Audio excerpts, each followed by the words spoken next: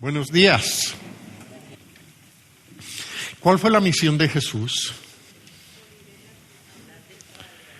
Pues morir en la cruz, obviamente, para hacer disponible para nosotros salvación. Pero Él lo declara de una manera muy sencilla. Él dice, yo he venido ¿para qué? No. Bueno, Él dijo eso para que tengan vida y la tengan en abundancia.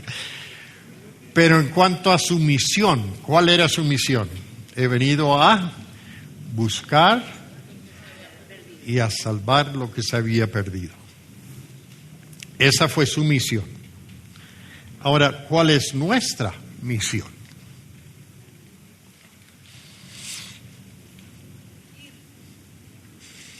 Él nos dice a nosotros en Juan capítulo 21, como el Padre me envió a mí, así también nos envió a vosotros. ¿Okay? De la misma manera, de la misma forma, lo que Jesús hizo, tú y yo lo debemos hacer. Obviamente no estamos hablando acerca de ir a la cruz y morir por nuestros pecados, porque la verdad es que Él murió una vez para siempre, dicen las Escrituras. Nadie más tiene que hacer eso. Pero nos pone a nuestra disposición ese glorioso evangelio y les dice, con ese glorioso evangelio, vayan ustedes y hagan lo mismo que hice yo. ¿Qué sería qué? Buscar y a salvar lo que se había perdido, ¿no? Ahora, yo no estoy seguro que nosotros entendemos la dimensión de esa misión. A veces yo creo que nosotros simplemente tenemos otra razón para estar aquí en esta tierra. Y si yo les preguntara cuál es tu razón de ser, ahora me dirías, porque yo te dije. Pero si te hubiera preguntado antes, ¿qué habrías dicho? Pues no, yo tengo que criar una buena familia, yo tengo la intención de estar bien, yo tengo toda una cantidad de proyectos. ¿Y dónde en medio de todo eso encaja la tarea principal tuya, que es buscar y salvar lo que se había perdido? ¿Lo tienen claro? ¿La pregunta por lo menos? ¿Lo entienden? O sea, de alguna manera yo creo que en medio de toda nuestra actividad y por la influencia que existe alrededor de todos nosotros no hemos captado muy bien lo que nosotros deberíamos hacer. Entonces, pues el título de la charla esta mañana es La misión de Jesús, es nuestra misión. O sea, de la misma manera que Él tuvo que venir a buscar y a salvar lo que se había perdido, nosotros también lo tenemos que hacer. Uno de los versículos principales que vamos a estudiar, que vamos a anotar al final, es Efesios capítulo 2, versículos 8 al 10. Y la mayoría de nosotros lo podemos repetir, ¿no? Porque por gracia sois salvos por medio de la fe, y esto no de vosotros, pues es don de Dios, no por obras, para que nadie se gloríe. Y se nos olvida muchas veces el versículo 10, que dice que, y somos hechura suya, creados en Cristo Jesús, ¿para qué? Para buenas obras. ¿Cuándo las preparó Dios? De antemano, ¿verdad? ¿Para qué? Para que tú hicieras ¿qué? Las pusieras en práctica, o en la Reina Valera dice, para que anduviésemos en ellas. Es decir, la idea es, tú recorres un camino y en medio del recorrido de ese camino, Dios tiene buenas obras, las cuales preparó de antemano. ¿Cuándo las preparó? Pues las Escrituras nos dicen a nosotros, del capítulo anterior, desde antes de la fundación del mundo, nos escogió. O sea, Dios tiene trazado un plan, tú eres parte de ese plan. Y Él espera que tú cumplas la misión que Él te ha dado.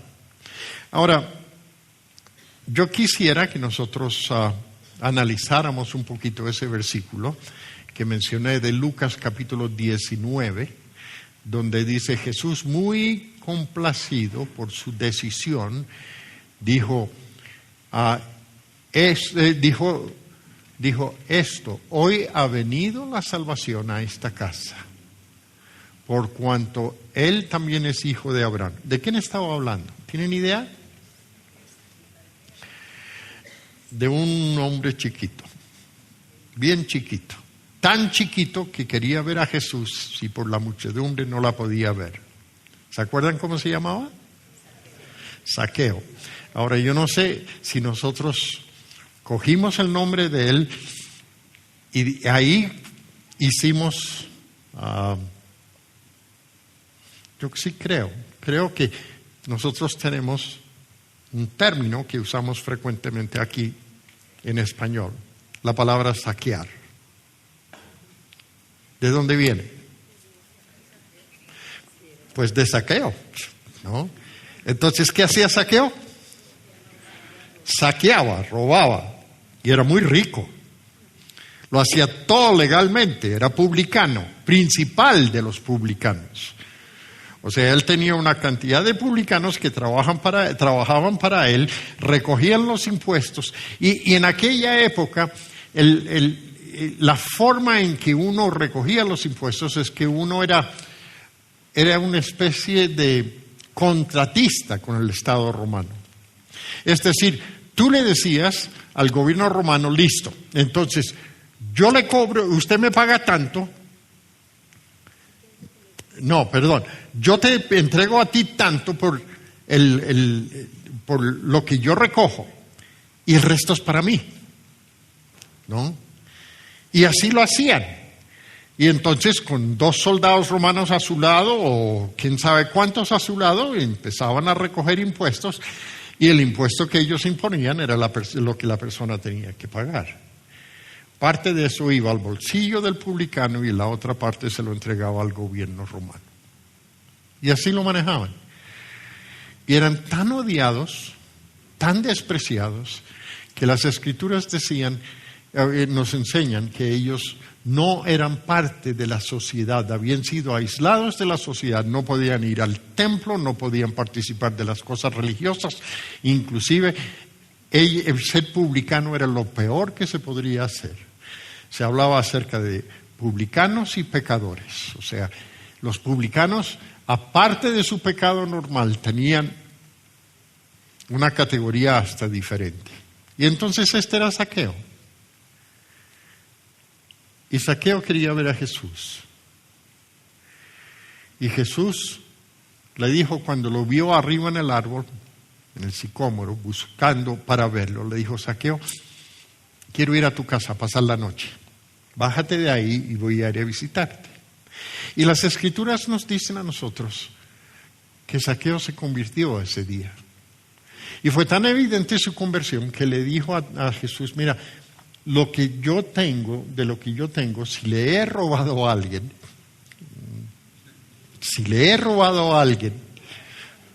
pues y como le has robado a alguien, Zaqueo, le voy a dar, se lo voy a devolver, le voy a dar la mitad de mis bienes a la gente que le he robado.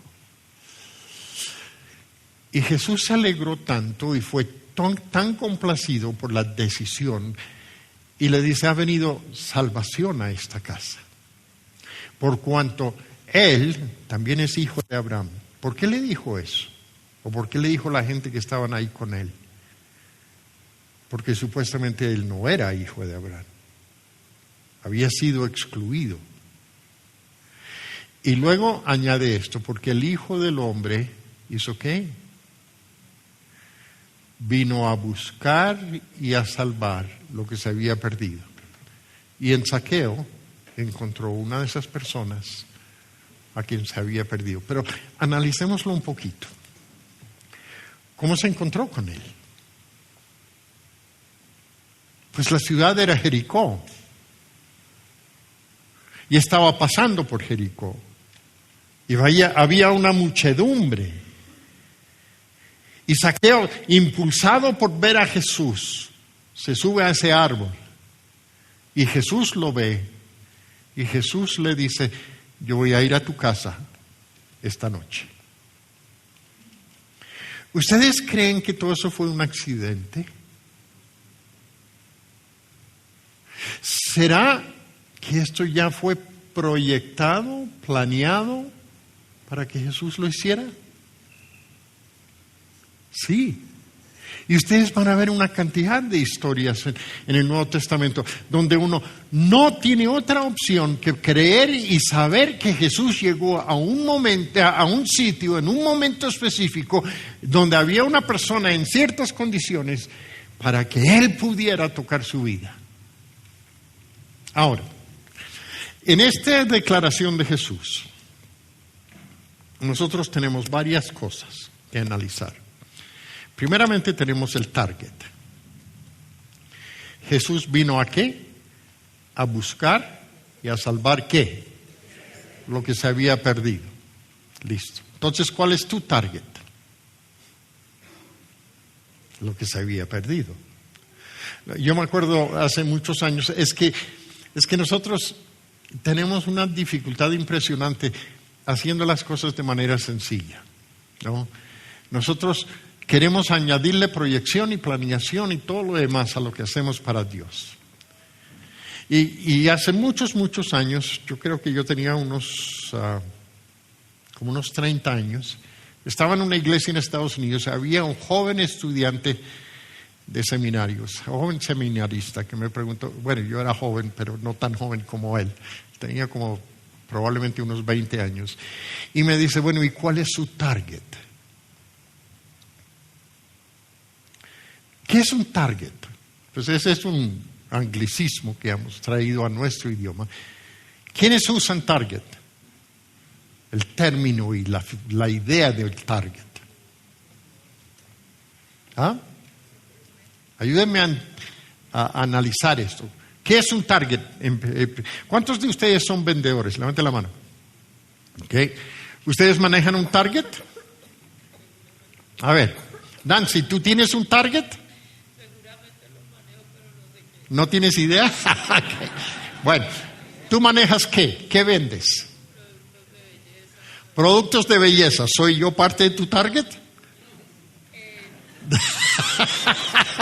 ¿Por qué no soy parte de tu target?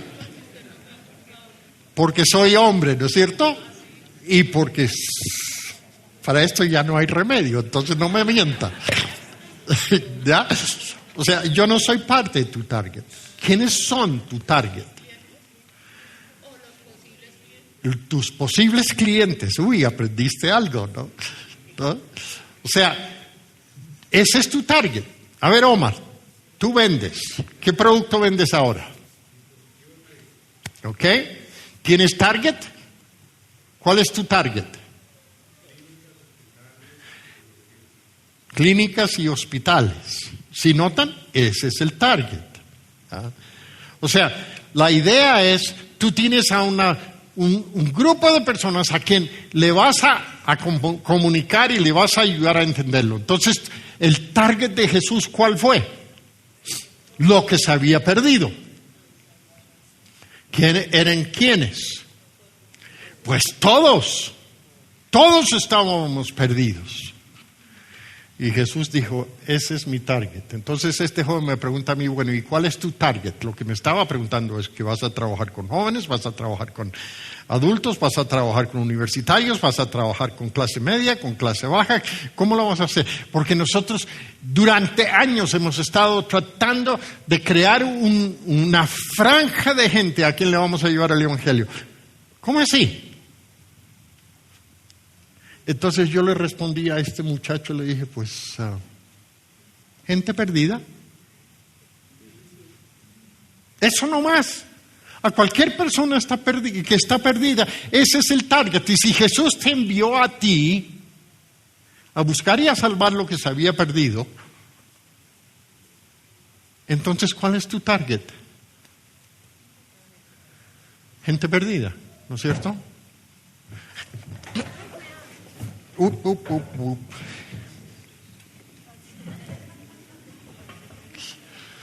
Yo tengo una manera tan especial de hacer unas entradas triunfales aquí. ¿Ya? Entonces, ¿cuál es tu target? Gente perdida, pero eso es como un poquito grande, ¿no es cierto? Entonces, ¿dónde está esa gente perdida? ¿Quiénes son? ¿Lo has pensado? ¿Lo analizas? ¿Los identificas? Jesús sí. Y un día, con una multitud de gente ahí, un señor bajito en un árbol, muy rico, Jesús le dijo, venga para acá, tú eres mi target. ¿Por qué? Porque se había perdido. Punto número 2, tu target es la gente perdida. Y Jesús dijo, tengo que buscarlo.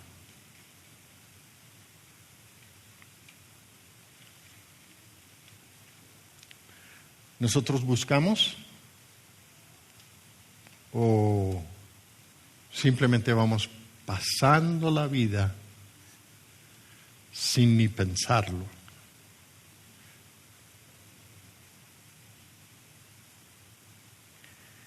Y después de buscarlo, lo voy a salvar. Ahora mire, yo no salvo a ninguna persona, pero yo sí tengo el remedio para que esa persona se salve. Si un médico encuentra una persona enferma y tiene el remedio para que esa persona se puede salvar y le da el remedio, el médico lo salvó. ¿No? Y la idea es que tú y yo, teniendo el remedio, lo hagamos.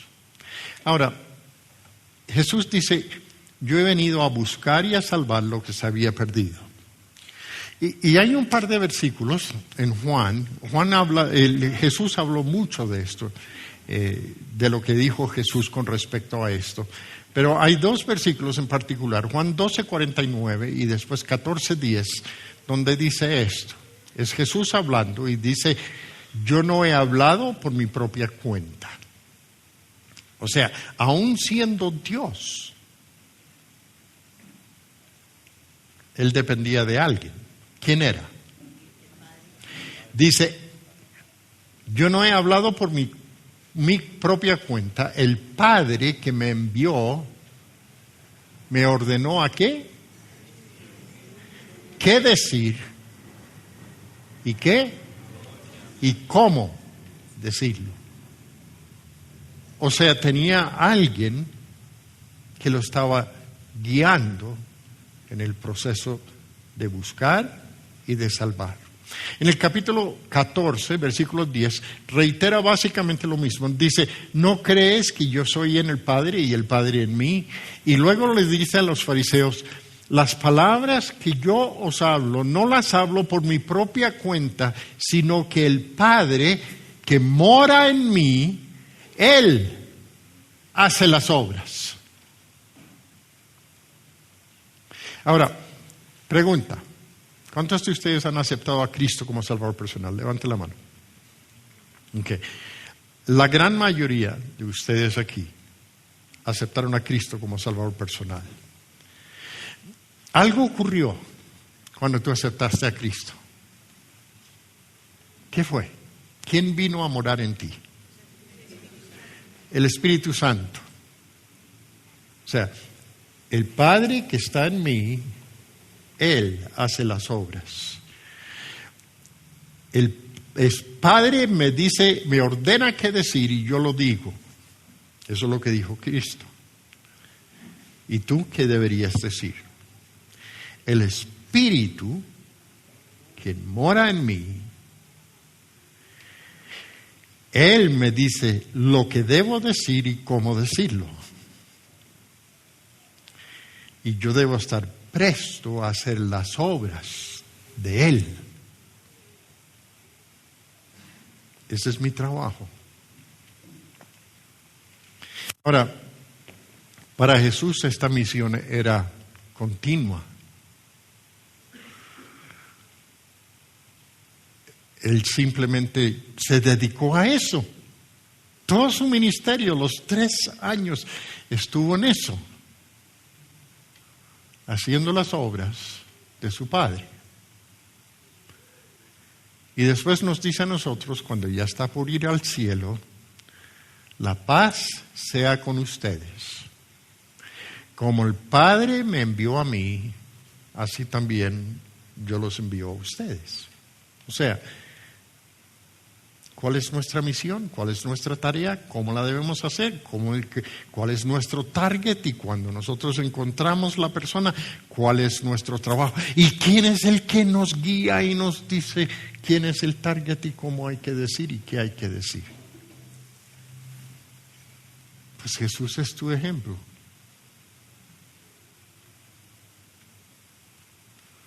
Y cuando Jesús hacía esas cosas, las cosas le salían de papayita. Era fácil. Les quiero dar un ejemplo. Voy a dar 3 ejemplos esta mañana. Y básicamente les voy a contar historias. Hay algunos niños aquí, no muchos hoy, pero lo hice particularmente para ustedes, niños.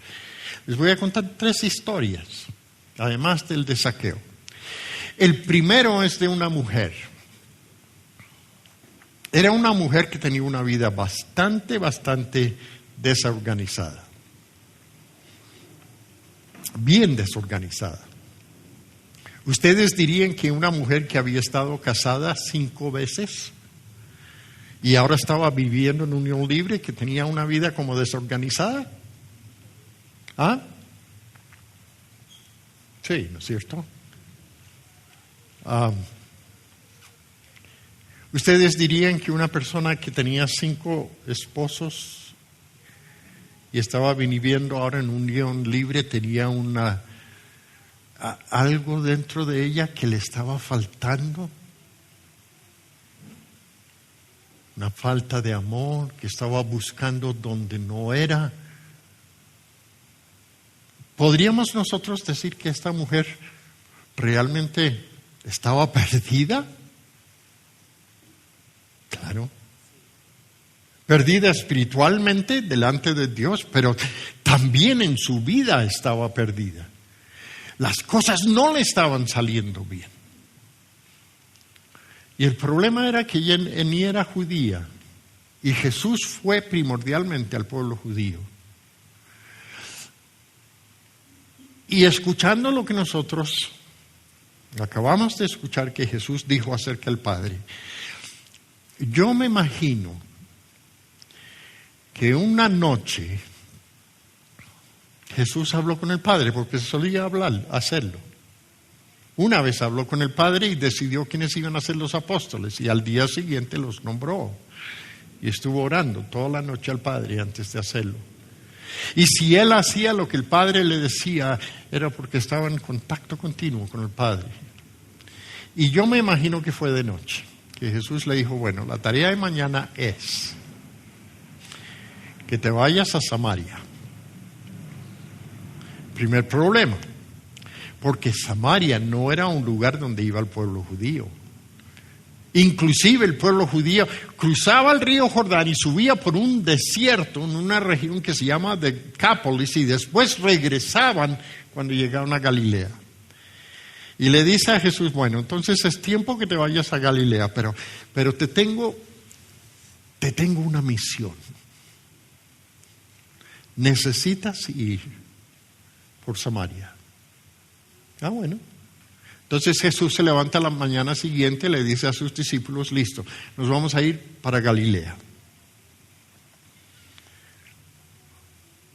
Pero no vamos a ir por la ruta normal. Nos vamos a ir por Samaria. Y entonces salen caminando. Caminan, llega más o menos mediodía, el sol está fuerte, y llegan precisamente al pozo de Jacob, que era un pozo que Jacob había cavado hacía cientos de años y todavía daba agua. Impresionante. Y Jesús le dice, yo estoy cansado a los discípulos, vayan ustedes al pueblo, que había un pueblo por allá, se llamaba Isaacar, Y le dice, yo me quedo aquí. Y ellos se van y de repente escucha a una mujer que viene, o ve a una mujer que viene. Yo no sé si venía, pues si estuvo casada 5 veces, yo creo que tenía una prole impresionante. Debe haber tenido chinos, no tengo idea cómo llegó. Pero venía por agua, a mediodía.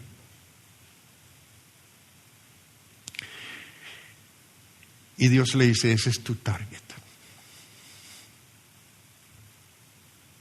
Entonces Jesús le dice a la mujer, algo que no era costumbre, le dice, ¿me puedes dar agua? No tenía con qué sacarlo. Los judíos no se hablaban con los samaritanos. Los hombres nunca hablaban con una mujer extraña en público. Inclusive con sus propias esposas no lo hacían.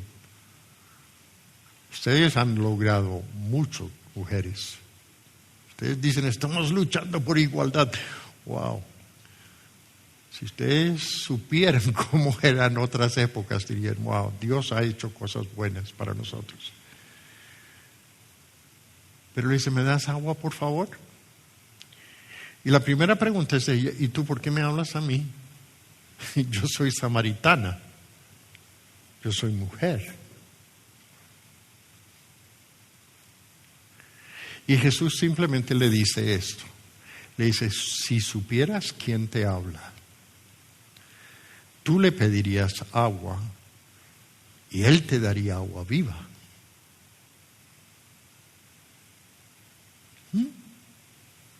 Un poquito extraña la pregunta, ¿no? La respuesta de Jesús, ¿no es cierto? Ella no la captó.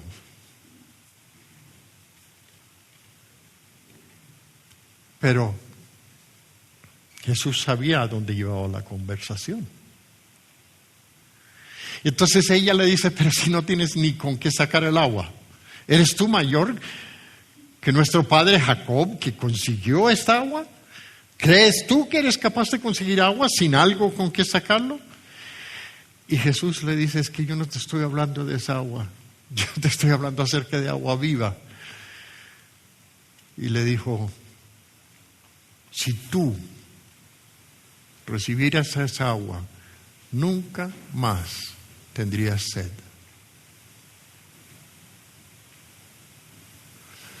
Porque brotaría en ti como ríos de agua viva y eternas.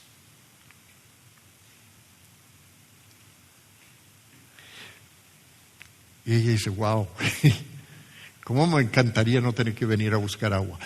¿Me puede dar? Y Jesús le dijo, es que el agua que yo te estoy ofreciendo es para que no tengas sed jamás. Y en medio de toda la conversación, él habló acerca del profeta, le habló acerca de otras cosas. Jesús le dice, ve a buscar a tu esposo. ¿A quién? ¿A cuál llama? Y ella le dice, no tengo esposo. La respuesta fácil para no abrir el tema, ¿no es cierto?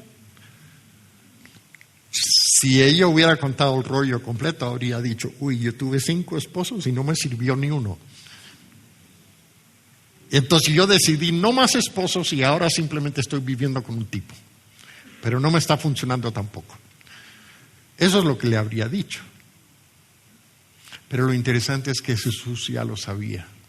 Entonces Jesús le dice, es cierto, tú dijiste la verdad que no tienes esposo, porque ahora al que tienes, con él estás viviendo en unión libre. A propósito, ahí hay esto se los doy gratis a ustedes que tienen lucha con esto de casarse y no casarse. Obviamente Jesús distinguía entre matrimonio y unión libre, ¿no? Simplemente se los pongo ahí para que ustedes empiecen a meditar. Si ustedes están en un estado de unión libre, pues yo les recomendaría que meditaran un poquito acerca de eso. Dios, ¿tú deseas cambiar mi vida? ¿Tú deseas que yo cambie con respecto a esto? Y ella le dijo, ¿y cómo supiste eso? ¿Eres profeta? Y antes que Jesús le podría responder, ella dijo, nosotros adoramos aquí, ustedes adoran allá, y yo sé que algún día va a venir un profeta que nos va a enseñar todas las cosas. Y Jesús simplemente le dice esto, el que te está hablando es ese profeta, de que hablan las Escrituras. Es decir, yo soy el Mesías, el prometido de Dios.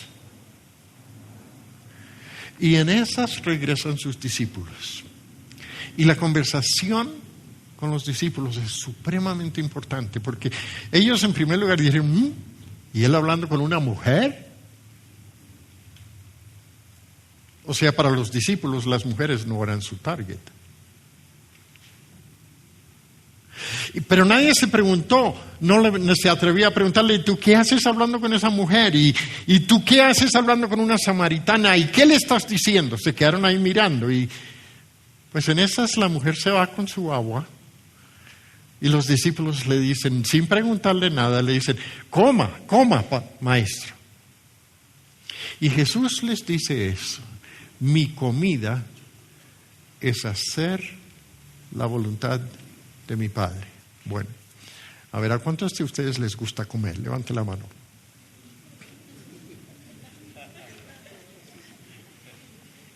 ¿Cuántos de ustedes se ponen de mal genio cuando tienen hambre? Levante la mano. ¿Ok? ¿Cuántos de ustedes viven para comer en vez de comer para vivir? Levante la mano. Nah, mentirosos.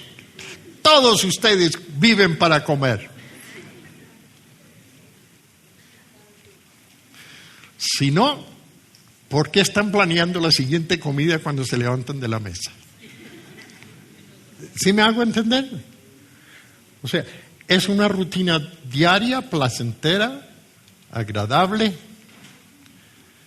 y nosotros lo hacemos con mucho gusto. ¿Será que Jesús tenía hambre? ¿Había estado caminando todo el tiempo? Probablemente. Pero Jesús dice, mi comida es hacer la voluntad de mi Padre. Yo hago todo lo que el Padre me dice, yo lo digo como Él quiere que lo diga.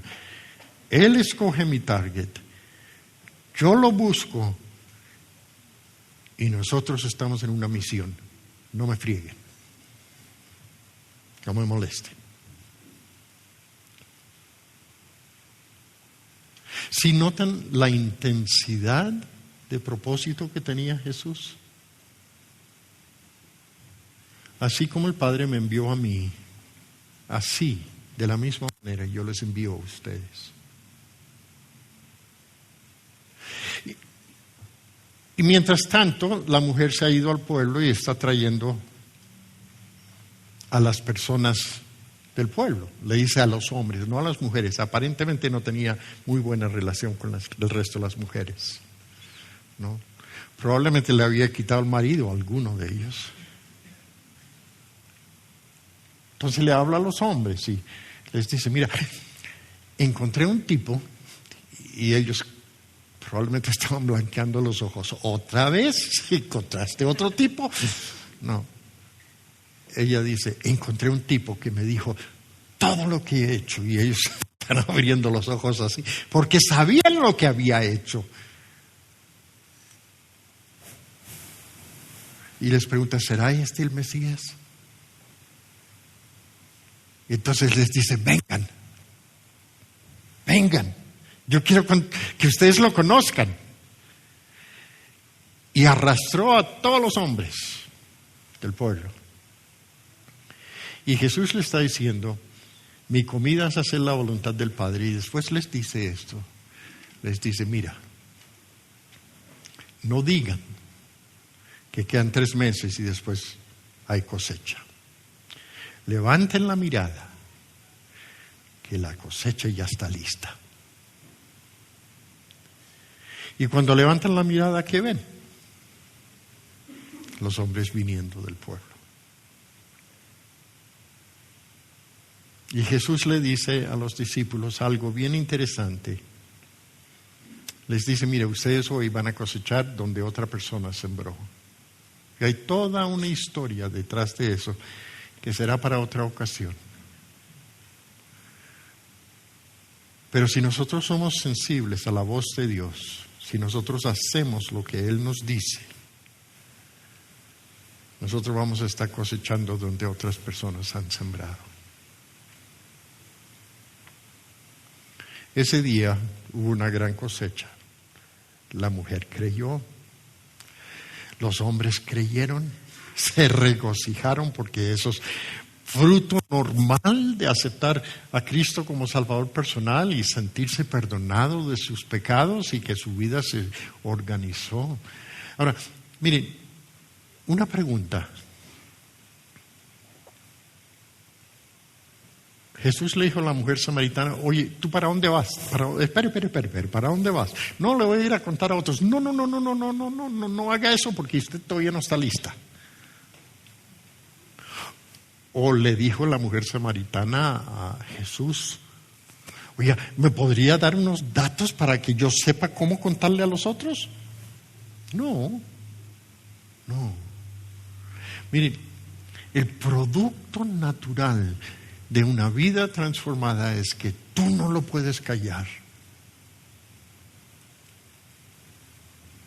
No lo vas a poder callar. Y tu mensaje es tan sencillo. Tu mensaje es simplemente, mira lo que Dios hizo por mí. Mira cómo Jesús transformó mi vida.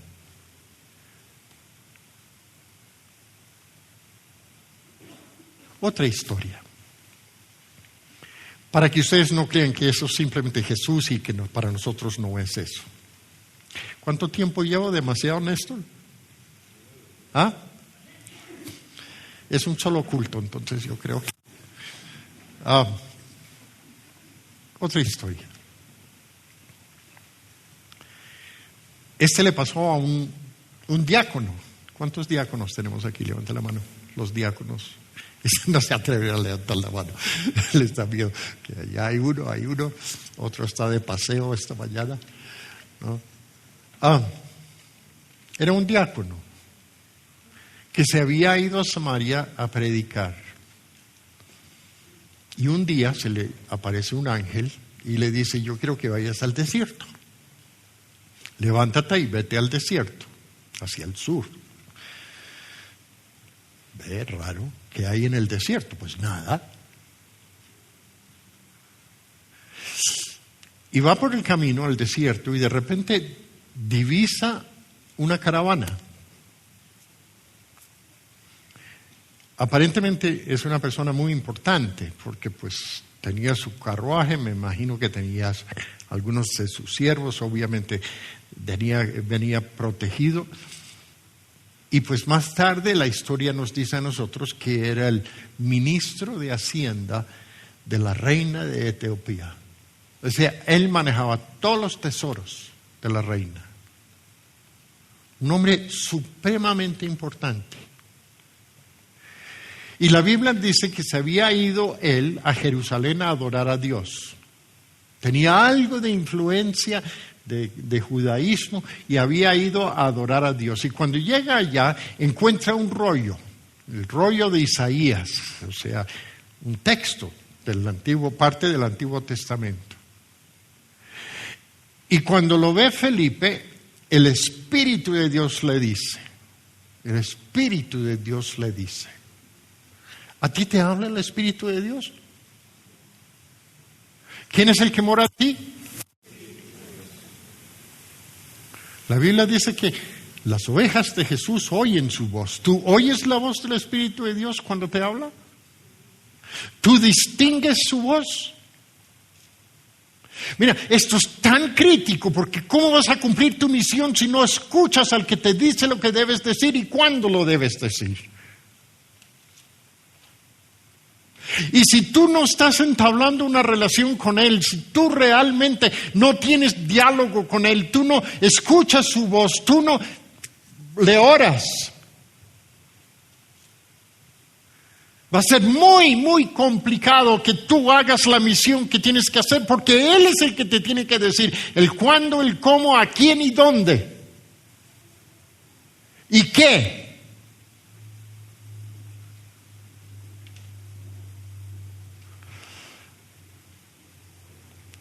A ver, pensemos unos instantes.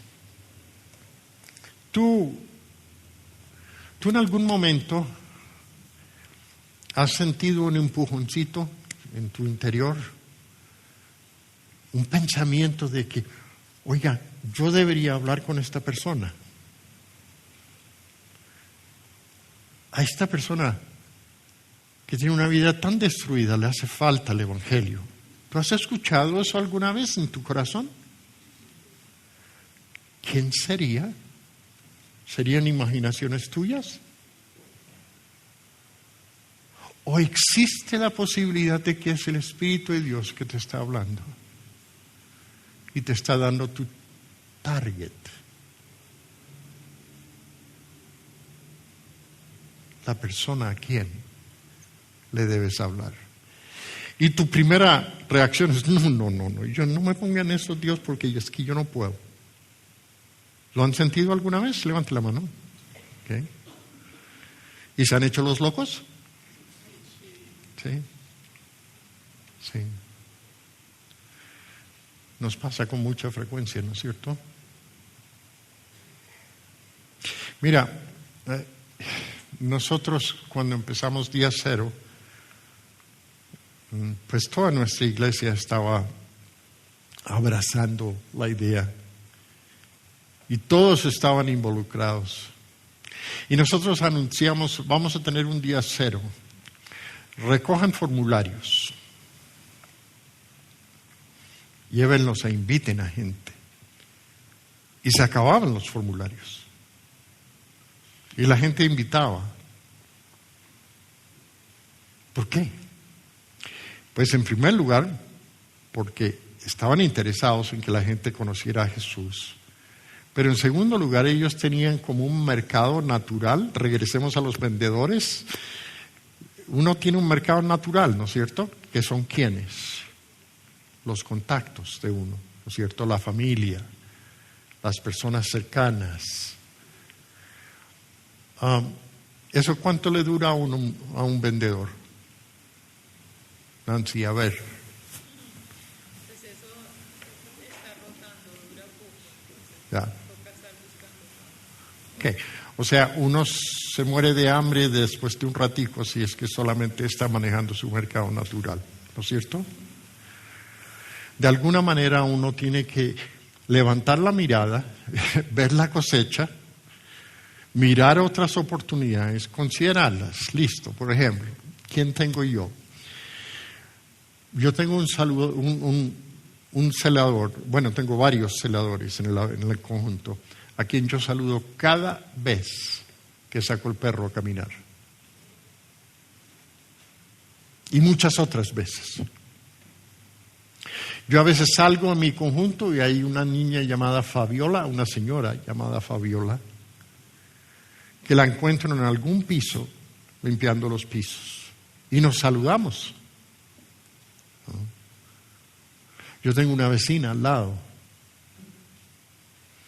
que de vez en cuando nos encontramos y nos metemos al ascensor y nos miramos así para arriba y no decimos ni jota.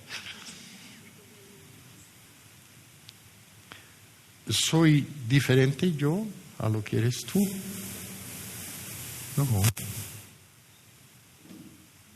No. Dios dice, te he preparado buenas obras para que tú las hagas. Las preparé de antemano.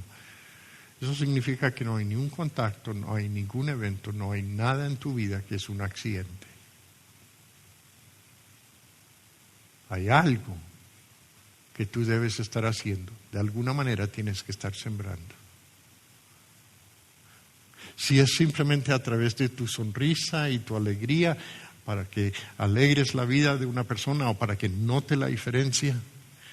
Pero en algún momento tenemos que pasar de eso a dar la medicina.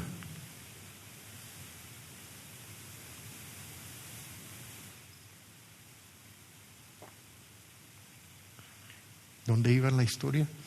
Me perdí. El Espíritu de Dios le dice a Felipe, acércate.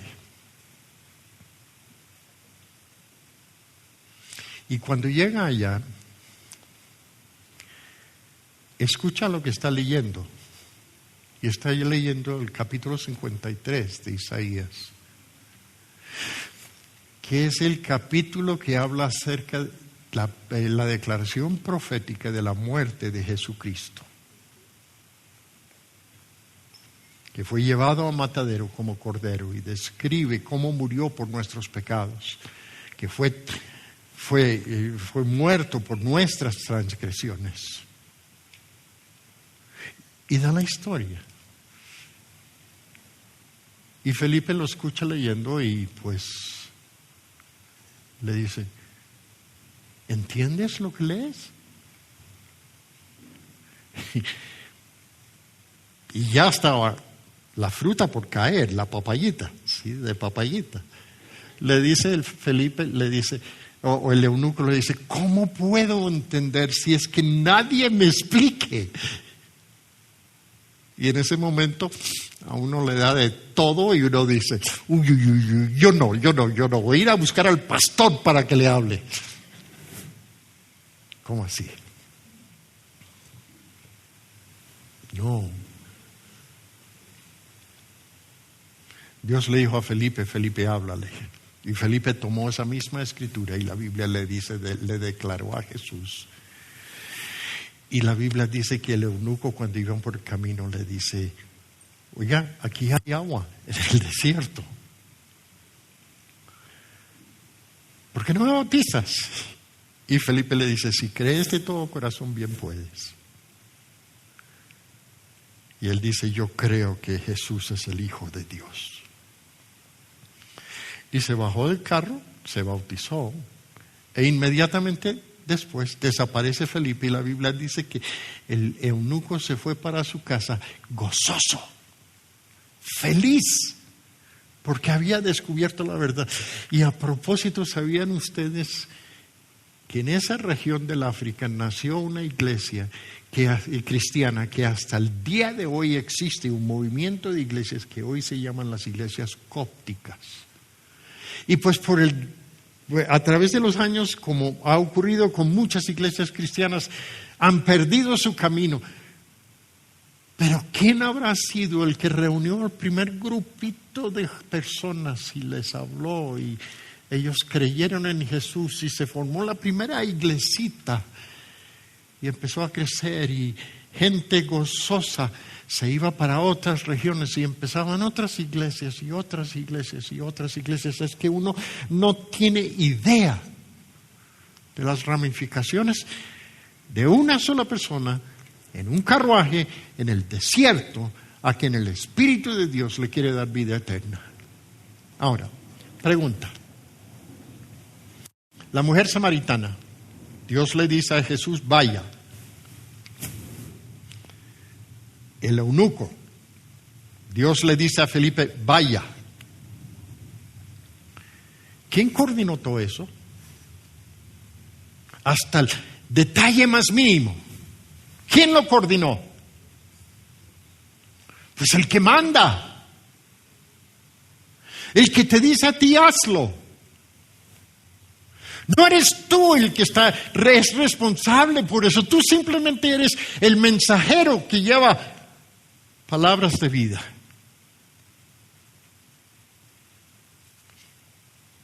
Pero nuestro problema es que nosotros no sabemos cuál es nuestra comida. Y yo creo que es muy difícil que nosotros nos imaginemos que nuestra comida es hacer la voluntad del Padre. Algunos de ustedes ya se están preguntando, ¿será que este pastor termina desde mediodía para ir a comer?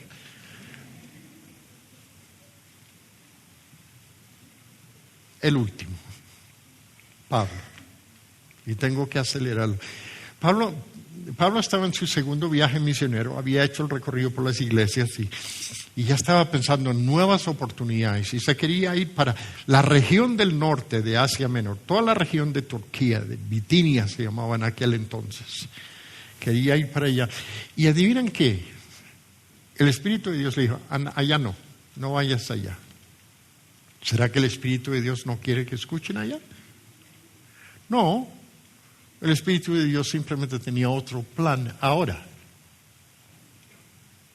Y después él dice, me traté de ir a otro lado, a Samotracia, y tampoco pude ir porque me lo impidió el Espíritu de Dios. Y dice, una noche yo durmiendo, tuve un sueño de un hombre de Macedonia. Eso queda en Grecia, hay que cruzar el mar para llegar allá.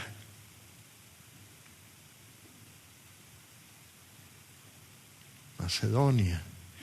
Y este hombre nos está diciendo, véngase para acá, ayúdanos.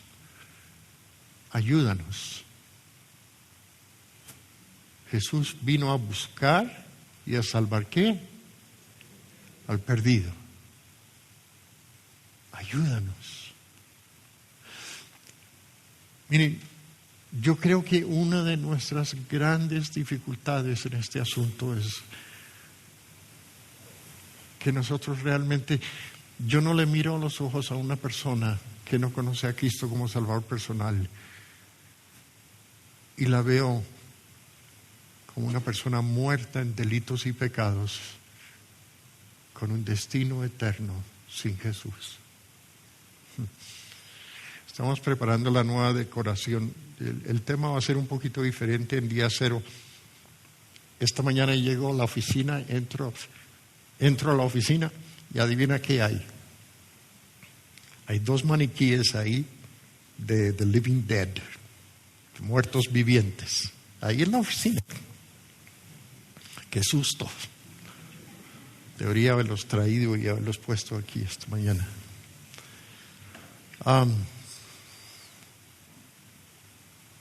¿Tú cómo ves tus compañeros, la gente de trabajo? Sí, sabes que están perdidos, pero tú solamente piensas en su alma eterna cuando ya están muertas y te lamentas. ¿No has escuchado dentro de ti la voz, ayúdanos?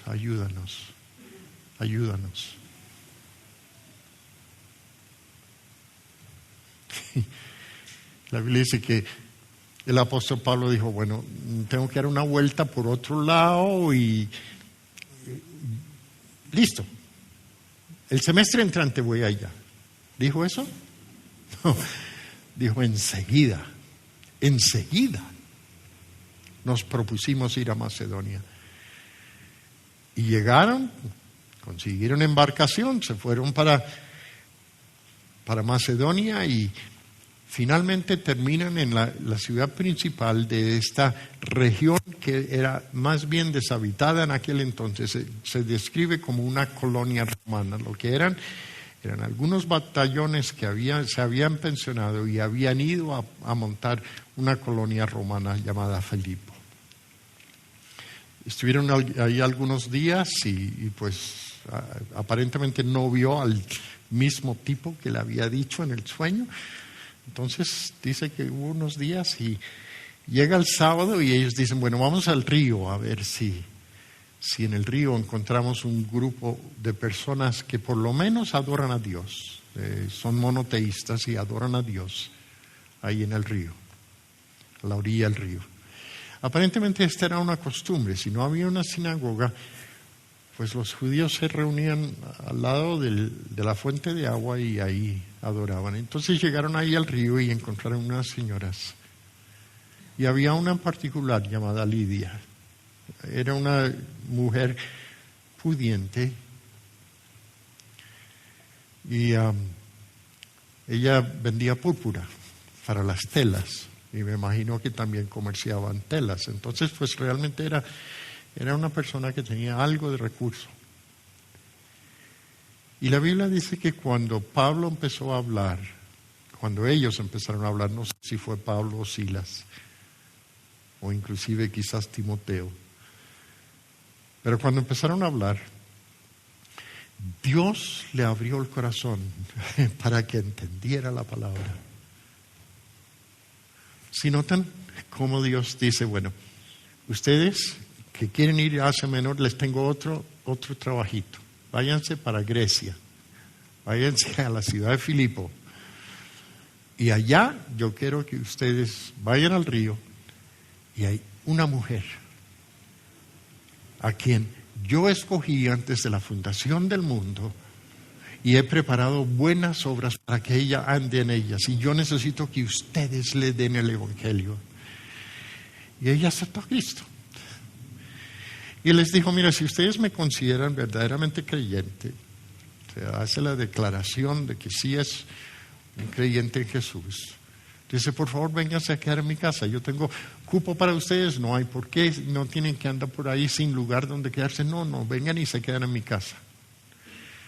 Y pues fueron y se quedaron ahí varios días.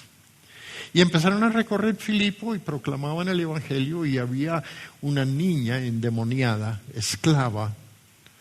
Y los amos de ella la habían esclavizado particularmente porque pues la usaban para leerle el futuro a la gente. Mejor dicho, muéstreme su mano y yo le digo lo que le va a pasar. Y les traía harta plata. Y ella quedó empeñada en seguir a Pablo y Silas y decirle a todo el mundo, mire, escuchen a esta gente porque ellos hablan acerca del Dios verdadero, escúchenlos porque ellos les van a decir acerca del Dios verdadero. Y el apóstol Pablo dijo, wow, ahora tenemos parlante y tenemos alguien que nos está haciendo publicidad, chévere, ¿no es cierto? No. Trataron de ignorarla y finalmente, después de varios días, el apóstol Pablo dijo, ya no aguanto más eso, y expulsó el demonio. Y la niña quedó ahí sin poder decir a nadie el futuro. Los amos de ella cogieron a Pablo y Silas y lo llevaron al magistrado porque les tiraron el negocio. Los demandaron. Usted me dañó el negocio. Y cuando llegan allá, dicen, mire, estos tipos son judíos y están alborotando toda la ciudad. A propósito, ¿cuándo fue la última vez que nosotros como cristianos hemos alborotado la ciudad? Supuestamente va a haber un alboroto este martes entrante, pero no vamos a ser nosotros, ¿no? Y entonces se empezó a armar una turba y la multitud se organizó y entonces los magistrados del pueblo dijeron, listo, entonces ustedes obviamente son malos, los mandaron a azotar muchas veces y finalmente los esposaron y los entregaron al carcelero. Y le dijeron, que no se nos escapen. Listo, ustedes son así de malos, vengan conmigo. Y los agarró y la Biblia dice que los puso en cepos y que los puso en la parte más profunda de la cárcel. Ahora, imagínense la parte más profunda de la cárcel. Ustedes han visto videos de la gente en cárceles antiguas y las ratas ahí andando y todo lo demás. Y estas personas estaban heridas, los habían maltratado mucho. Nadie se había preocupado, no les habían hecho un examen médico para asegurar que estaban en buena salud, nada.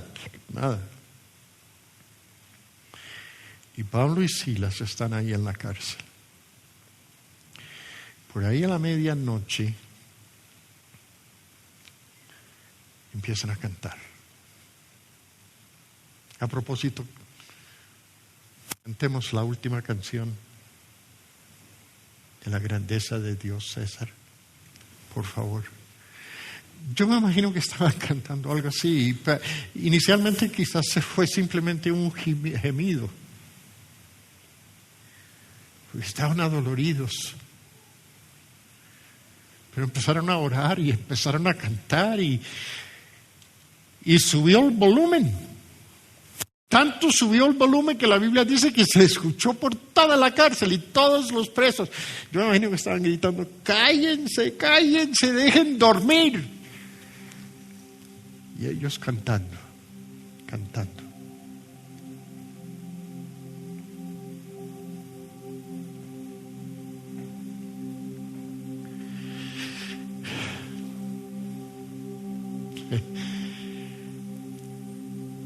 Dios dijo, listo. Bueno, vengan. Placas tectónicas, muévanse. Y se movieron las placas tectónicas. ¿Ustedes saben lo que pasa cuando se mueven las placas tectónicas? Tiembla todo. Y el temblor fue tan fuerte que se abrieron las puertas de la cárcel. Ahora, Pablo y Silas estaban esposados, vivían cepos, entonces pues ellos no se podían mover gran cosa. Pero los otros tenían salida libre. Y para el carcelero su responsabilidad eran los presos, y si se iba un preso, él pagaba con su propia vida. Entonces cuando se da cuenta de las puertas abiertas, el carcelero lo que hace es que saca su espada y se lo va a enterrar a sí mismo. Se iba a suicidar. Y Pablo le grita, no lo hagas, no lo hagas, ninguno de nosotros está aquí. Ahora, pensemos unos instantes. ¿Quién mandó el terremoto? Dios. ¿Quién puso a Pablo y Silas en la cárcel? Dios. ¿Quién permitió que estuvieran tan adoloridos que era absolutamente ridículo que estuvieran cantando y orando y alabando a Dios a la medianoche? ¿Quién? Dios. ¿Por qué? Porque Pablo, yo te he enviado a que busques y salves a lo que está perdido. ¿Y quién era el sujeto a quien ellos debían compartirle el evangelio? Un carcelero que estaba a punto del suicidio.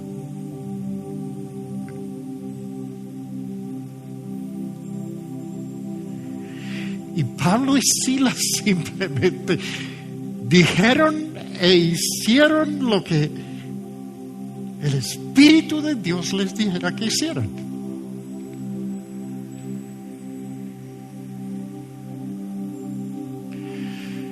Y el carcelero entra temblando y le dice, ¿qué tengo que hacer para ser salvo?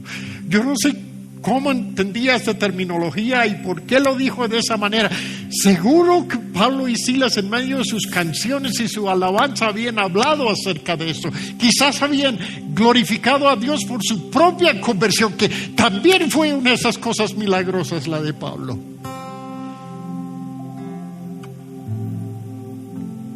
Pero el carcelero sabía que lo necesitaba.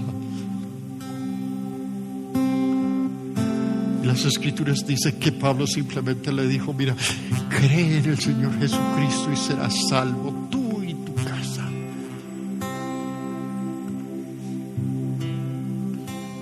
Y esa misma noche, él y Silas le expusieron más claramente las Escrituras. Junto con su familia aceptó a Cristo como Salvador personal. Y estaba tan feliz, tan tranquilo. Y le dijo a Pablo y Silas, vengan para acá. Esas heridas están graves, están malas. Déjeme ayudarles. Y les lavó las heridas. Y pasaron toda la noche glorificando y alabando a Dios.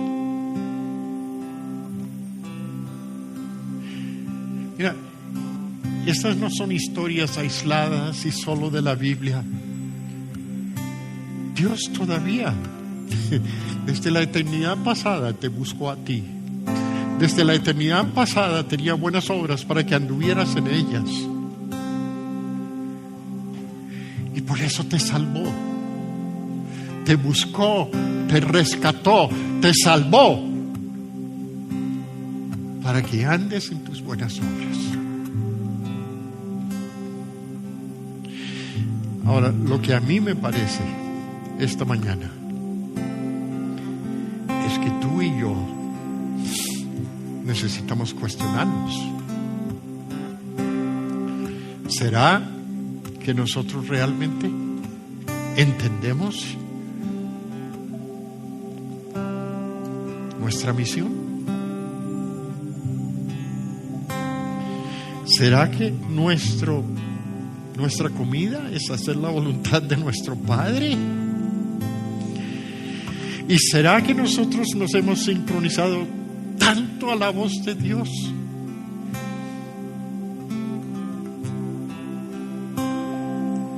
que nosotros entendemos claramente lo que debemos decir, cuándo lo debemos decir, cómo lo debemos decir?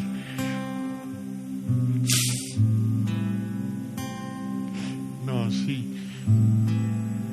Yo creo que la mayoría de nosotros ni nos hemos percatado de eso, o si nos hemos percatado de eso, lo hemos olvidado por el camino, o si no lo hemos olvidado por el camino, hay momentos cuando nos hacemos los locos y creemos que no es para nosotros.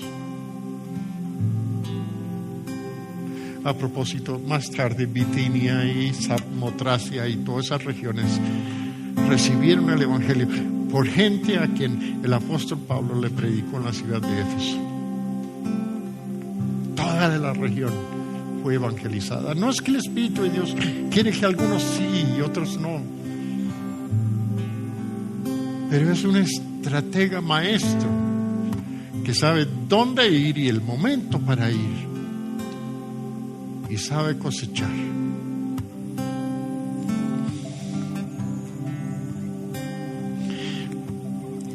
Les voy a simplemente leer la conclusión y después les voy a poner unas tareas. Y yo quiero que nosotros alabemos a nuestro Dios, su grandeza. Su grandeza sí es crear el universo, su grandeza sí es que te hubiera creado a ti, su grandeza son muchas cosas, pero la grandeza de Dios se está viendo todos los días en el rescate de personas perdidas. Y tú deberías ser uno de los testigos de eso, porque tú eres uno llamado a buscar y a salvar lo que se había perdido.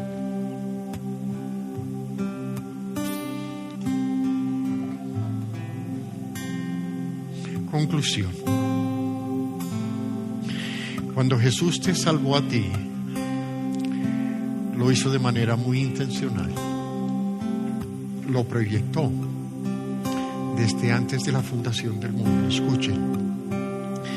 Bendito sea el Dios y Padre de nuestro Señor Jesucristo, que nos bendijo con toda bendición espiritual en lugares celestes en Cristo Jesús, según nos escogió en Él antes de la fundación del mundo. Tú ni habías nacido, tú nunca ni habías sido engendrado, tu generación no existía, la mía tampoco. Antes que existiera un solo ser humano, Dios ya te tenía en su corazón. Y te escogió antes de la fundación del mundo para que fueras santo y sin mancha delante de Él. La única manera que puedes estar en la presencia de Dios es que Él te haga santo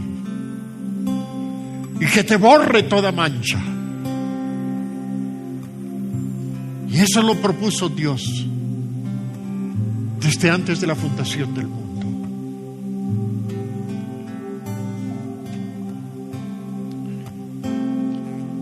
Te sacó del grupo Target.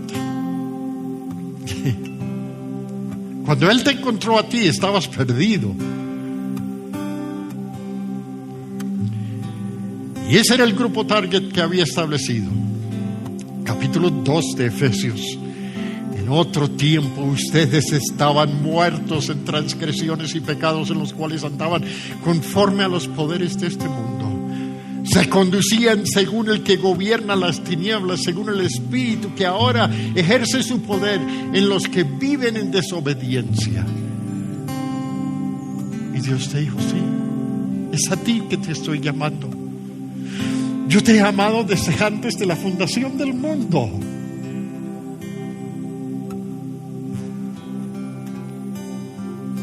¿Y qué hizo?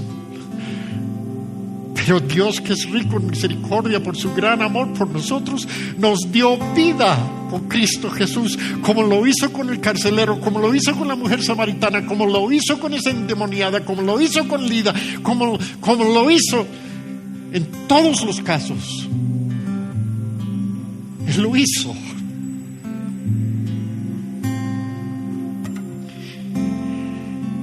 Y te dio la misión de hacer lo que tenía proyectado para ti. Y por eso te dice esta mañana, mira, fue absoluta gracia. Tú no merecías mi salvación. Fue por gracia y no por obras. Yo nunca quería que tú te pudieras jactar de lo que yo hice en ti.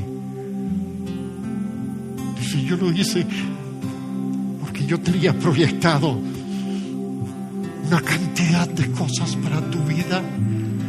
Yo diseñé, planeé y ejecuté todo esto para que tú y yo caminemos juntos y para que tú hagas las obras que yo preparé de antemano para ti. Y tranquilo, que yo voy a estar a tu lado, voy a estar en ti, igual como estuve en Jesús.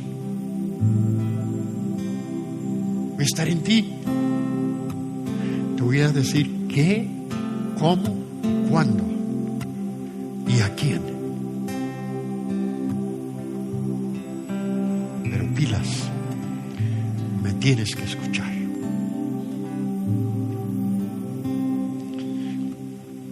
Yo quiero que ustedes inclinen sus rostros ahí y quiero que César cante. Ustedes pueden cantar con él, pero creo que ahora entendemos un poquito otra faceta de la grandeza de Dios, quizás la más grandiosa de todas las cosas que Él hace. Y cuando lo cantes, hazte la pregunta, ¿es que yo vivo eso? ¿Yo creo eso? ¿O es para mí simplemente algo que yo lo tengo ahí en la Biblia para leerlo y para repetirlo a otros?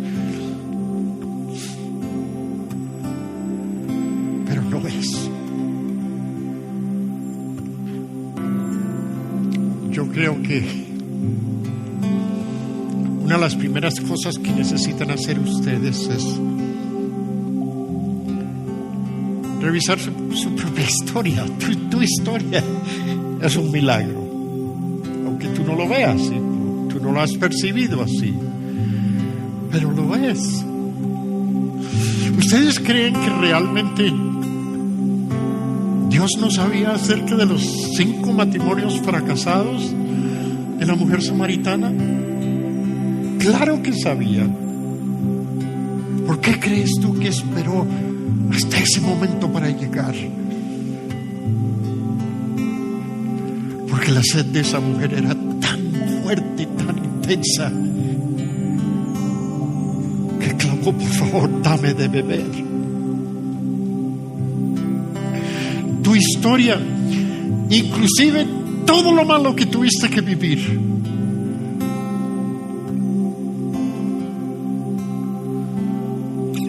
Dios lo sabía y lo permitió. Y en el momento preciso apareció.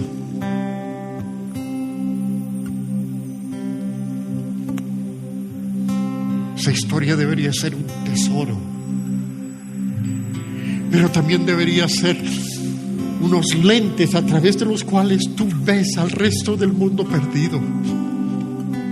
Y tú nunca puedes ver una persona tan destrozada y tan destruida o tan desviada que el Evangelio no es capaz de salvarla.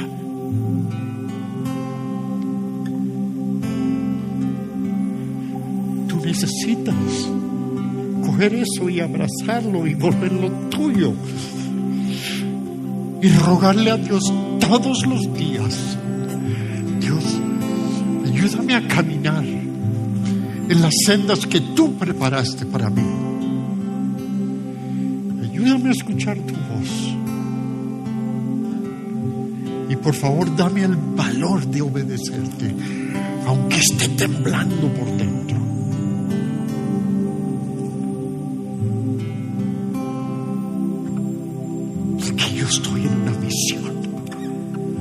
Y mi misión no es tener plata, mi misión no es terminar la universidad, mi misión no es tener familia, mi misión no es criar unos hijos, mi misión no es llegar a viejo y sano.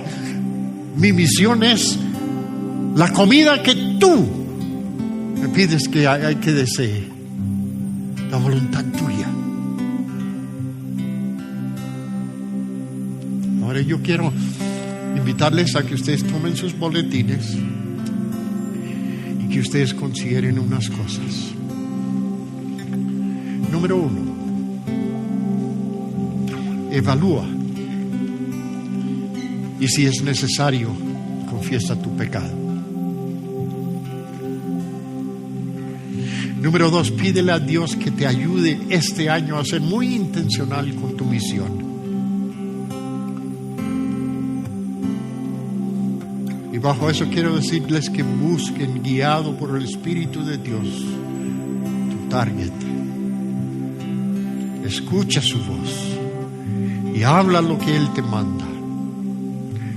Y deleítete en la salvación de los que Dios trae a esas personas. Porque esa es tu misión. Tu misión es salvar gente.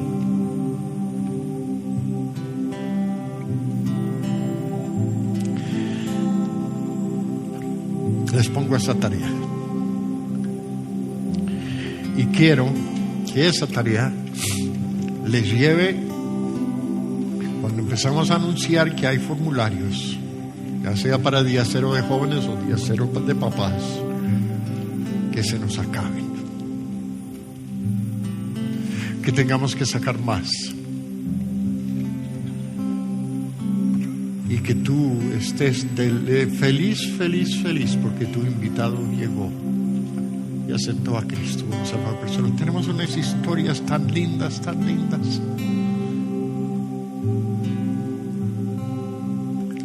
las cosas que Dios ha hecho, y nosotros vamos a empezar a poner esas cosas delante de ustedes, que ustedes las conozcan,